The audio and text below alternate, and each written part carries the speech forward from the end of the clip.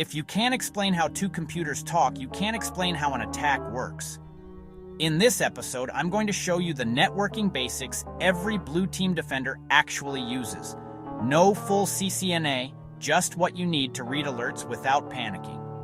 By the end of this video, you'll understand what an IP address really is, what ports are, and why things like DNS and HTTP matter so much when you're looking at logs. Here's what we're going to cover. First, how devices find each other with IP addresses. Second, how ports turn one IP into many different conversations at once. Third, how DNS, HTTP, and HTTPS actually show up in the real world when you browse or when malware phones home. You'll see simple diagrams, and then we'll connect it back to what you'd see in a packet capture or firewall log. So this isn't just theory.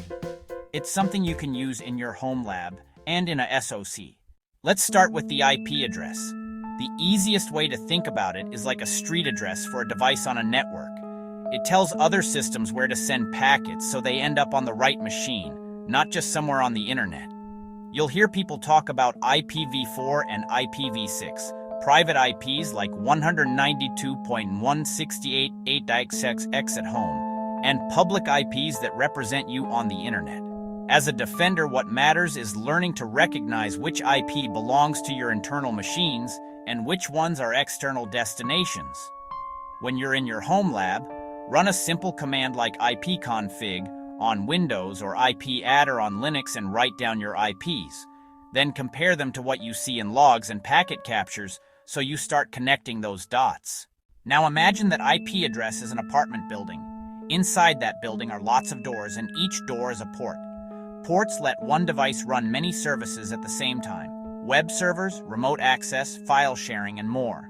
Common ports that defenders care about include 80 and 443 for web, 53 for DNS, 22 for SSH, and 3389 for RDP. When you see those numbers in logs, you're not supposed to memorize every port on Earth.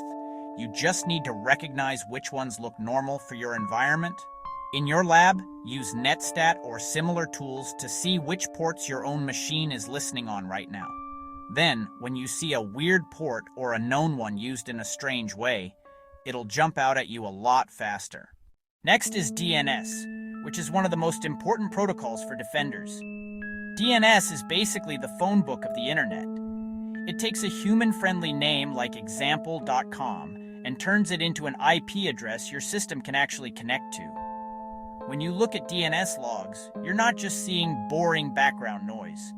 You're seeing exactly what domains your systems are trying to reach. Malware, phishing, and command and control often show up first as strange or suspicious DNS queries.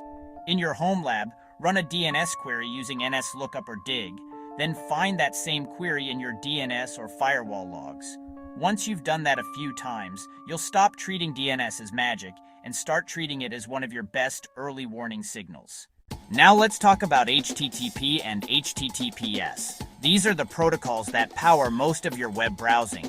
As a defender, you don't need to be a web developer, but you do need to know what normal web traffic looks like so you can spot weird behavior. Typical web traffic is your browser reaching out to IP addresses on port 80 or 443, requesting pages, APIs, and assets. Suspicious web traffic might be a random executable download from a domain nobody has seen before, or a system talking to an IP address in a country your users never interact with. In your lab, open a browser, visit a few sites, and then look at your HTTP, HTTPS logs, or a packet capture. Get used to the idea that every click is a series of requests and responses, not just, I went to a website. Now let's pull this together into a single, simple story. Imagine you see DNS logs showing a new domain, then connections from one of your internal IPs to an external IP on port 443. And shortly after, that machine starts making connections on a weird outbound port. You don't have to be a senior engineer to see that something might be wrong. You just have to be comfortable reading IPs, ports, DNS queries, and basic web traffic, and thinking of them as steps in a timeline instead of random numbers. That's the entire point of networking basics for defenders. You're not trying to memorize every protocol in existence. You're trying to get good at telling simple network stories from the data you already collect. Here's your homework. In your home lab, write down your main internal IPs, watch which ports are open, capture a bit of DNS and web traffic, and then explain to yourself, out loud, what's happening.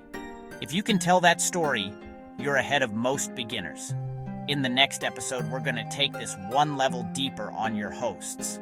We'll look at Windows logs, show you where logons, processes, and network connections live, and connect them back to the network activity you've just learned about.